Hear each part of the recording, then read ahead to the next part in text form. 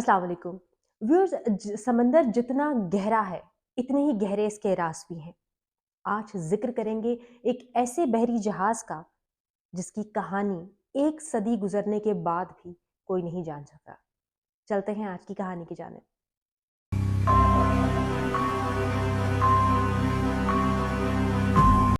Viewers, ये कहानी है 1947 की। ये कहानी है इंडियन ओशियन में एक फंसे हुए एक बहरी जहाज की, जो किसी तकलीफ में था, जो किसी परेशानी में था। और उस जहाज से मुसलसल जो मदद के पैगाम हैं, जो सिग्नल्स हैं, वो मुसलसल वहां से मौसूल हो रहे थे पास के दूसरे जहाजों को। और जो पहला मैसेज मौसूल हुआ वो ये था कि यहाँ तमाम लोग मर चुके हैं। और जो दूसरा मैसेज मोर्स कोड के थ्रू मौसूल हुआ वो था, मैं मर रहा हूं। व्यूअर्स, ये मैसेज आसपास मौजूद तमाम जहाज़ों तक पहुंचा और वहां पर मौजूद था एक अमेरिकन जहाज, स्टार शिप। उसके कैप्टन तक जब ये मैसेज पहुंचा तो वो एकदम बेचैन हो गए और उन्होंने फैसला किया कि वो डेफिनेटली इस जहाज पर जाएंगे और वहां जाकर उन लोगों की मदद करेंगे जो लोग भी इस जहाज के ऊपर परेशानी में मुब्तला हैं। सो उन्होंने अपनी स्टारशिप का जो रुख है उस जानिब मोड़ दिया जहां पर ये जहाज मौजूद था और जहां से ये सिग्नल्स मौसूल हो रहे थे। वो जहाज बढ़ता गया, बढ़ता गया, बढ़ता गया और दूर कोहरे में गहरा समंदर और हर तरफ कोहरा छाया हुआ है। एक जहाज लहरों के रहमो करम पर नजर आया। उसको देखकर जब कैप्टन ने कहा कि इसको मजीद आगे लेके जाओ और हम इस जहाज के करीब जाते हैं और जाके देखते हैं कि वहां क्या हुआ है और वहां क्या हो रहा है। बहरहाल, थोड़ा और करीब जाने पर उस जहाज का जो नाम है वो उसके ऊपर लिखा हुआ था, वो नजर आया और वो था एसएस औरंग मैदान। व्यूअर्स, जब वहां पर पहुंचे तो कैप्टन ने डिसाइड किया कि वो अपने साथ 3 क्रू मेंबर्स को लेकर जाएंगे। बहरहाल, उन्होंने अपने साथ 3 क्रू मेंबर्स को लिया और वो एसएस औरंग मैदान में उतर गए। व्यूअर्स, जब वो उस जहाज पर उतरे तो उनकी आंखों ने क्या नजारा देखा। उनकी आंखों ने देखा कि जहाज के पूरे डेक पर, बल्कि पूरे के पूरे जहाज पर लाशों का एक ढेर लगा हुआ है और सबकी सब लाशें एक ही पोजीशन में है। और वो पोजीशन है जैसे वो सब हैरान है, परेशान है। उनकी आंखों ने कुछ ऐसा देखा है जिसको देखने की वो तवक्को नहीं कर रहे थे।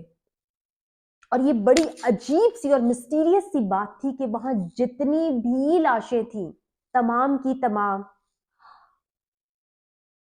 इस पोजीशन में थी। अचानक जो कैप्टन है वो अपने क्रू मेंबर से कहते हैं कि फौरन जाओ और जाके जहाज के बॉयलर सेक्शन में देखो, वहां हमें लाजमन कोई राज मिलेगा। वो लोग भागे भागे वहां के बॉयलर सेक्शन में जाते हैं। व्यूअर्स, ये जो बॉयलर सेक्शन होता है जहाज का, ये नॉर्मली बहुत गर्म होता है और ये जून का महीना था तो डेफिनेटली इसको बहुत ही ज्यादा गर्म होना चाहिए था।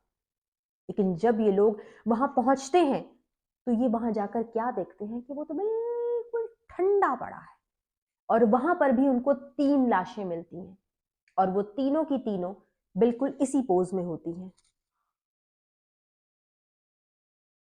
अब कैप्टन और क्रू मेंबर हो जाते हैं बहुत ही ज्यादा परेशान कि ये क्या मिस्ट्री है कि पूरे जहाज पे जो लाशें हैं वो तमाम एक ही पोजीशन पर मौजूद है और यहाँ पे कोई जिंदा इंसान नहीं है।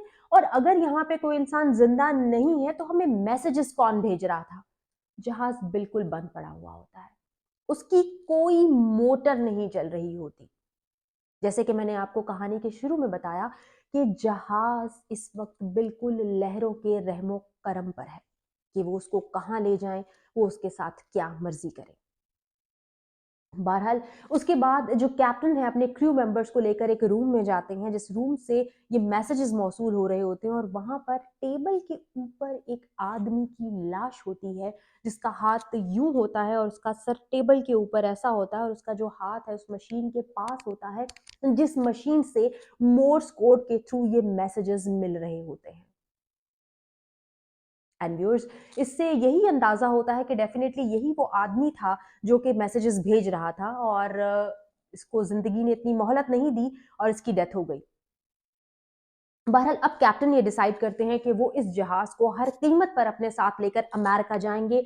वहाँ जाके पूरी रिसर्च होगी, पूरी इन्वेस्टिगेशन होगी और मालूम लगाया जाएगा, पता लगाया जाएगा कि इस जहाज़ में मौजूद लोगों के साथ ऐसा क्या हुआ है कि वो तमाम के तमाम मर गए और तमाम के तमाम लोग एक ही पोज़ीशन में, उनकी जो डेड बॉडीज़ हैं वो एक ही पोज़ीशन में पड़ी हुई हैं। व्यूअर्स, इस जहाज़ पर एक पालतू कुत्ता भी होता है और उसकी भी डेड बॉडी होती है और वो भी कुछ ऐसा कि उसका मुंह खुला हुआ होता है और उसकी आंखें बिल्कुल जैसे फटी हुई हैं, जैसे किसी चीज को देख के वो भी हैरान है कि ये क्या हो गया है। बहरहाल कैप्टन अपने शिप में वापस जाते हैं और अपने वहां पे सेलर्स से कहते हैं कि इस जहाज को, ये जो एसएस औरंग मैदान है, इसको अटैच करो दोबारा अपनी स्टारशिप के साथ, क्योंकि इसकी मोटर्स तो बंद है, ये खुद तो चल नहीं सकता, तो हम इसको लेकर जाते हैं। फिर जिस वक्त वो इसको अटैच कर रहे होते हैं स्टारशिप के साथ, अचानक से जहाज के पिछले हिस्से से एक धुआं सा बुलंद होता है और वो धुआं इतना तेज होता है जैसे किसी ने वहां पर आग लगा दी हो। और वो आग देखते देखते और वो धुआं देखते ही देखते एकदम बहुत ज्यादा हो जाता है।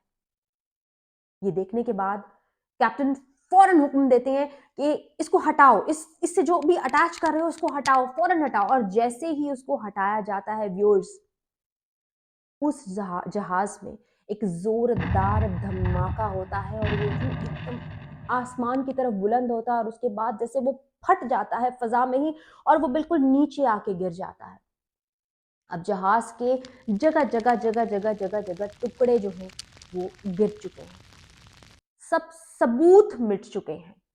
अब ना कोई डेड बॉडी रही है, ना जहाज का कोई हिस्सा रहा है, कुछ भी नहीं रहा। वो जल गया, भस्म हो गया और जो उसकी राख थी, जो उसकी बाकियात थे, वो सब समुद्र की नजर हो गए।